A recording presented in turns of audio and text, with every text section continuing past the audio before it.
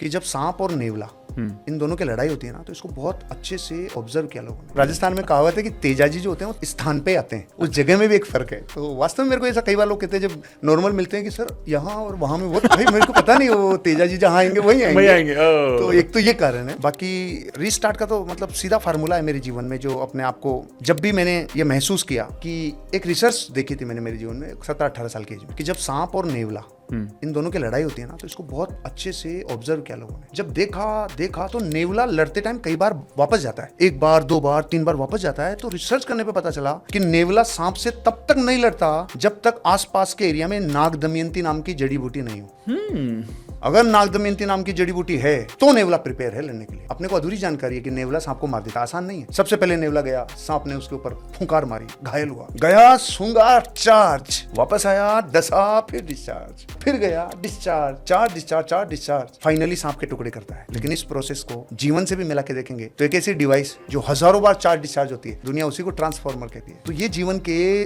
कई peaks and bottom जब देखते हैं हम, तो वो जो चार्जिंग है ना, वो उसी बॉटम का फेज है जब आपको जीवन में कुछ गहरा ऐसा लग रहा हो, अरे बिल्कुल मजा नहीं आ रहा, उस टाइम जो चार्जिंग मिलती है वो आपको पीक पे लेके जाती है। तो मेरे जीवन में जब दोनों फेज देखे मैंने, उतार चढ़ाव, तो समझ में आया कि उतार में और चढ़ाव में बहुत ही जीवन का संबंध गहरा है। ये टप्पा है, ये टप्पा आपको ऊपर पीक पे लेके जाता है। तो जब भी अपने आप को रिस्टार्ट करना होता है, रिचार्ज करना होता है, तो मेडिटेशन बहुत बड़ा सोर्स है, बुक्स बहुत बड़ी सोर्स है, और सबसे बड़ा मेरे लिए सोर्स है बायोग्राफीज, लोगों का जीवन। और नॉट ओनली लोगों का जीवन, व्यक्ति, वस्तु, स्थान, घटना, उसके बारे में पता चल जाता ना, जगह ये थी, उस जगह पे ये हुआ, इससे ही होगा। तो जगह में ही इतनी ताकत है कि वो आपको इंस्पिरेशन दे देती है।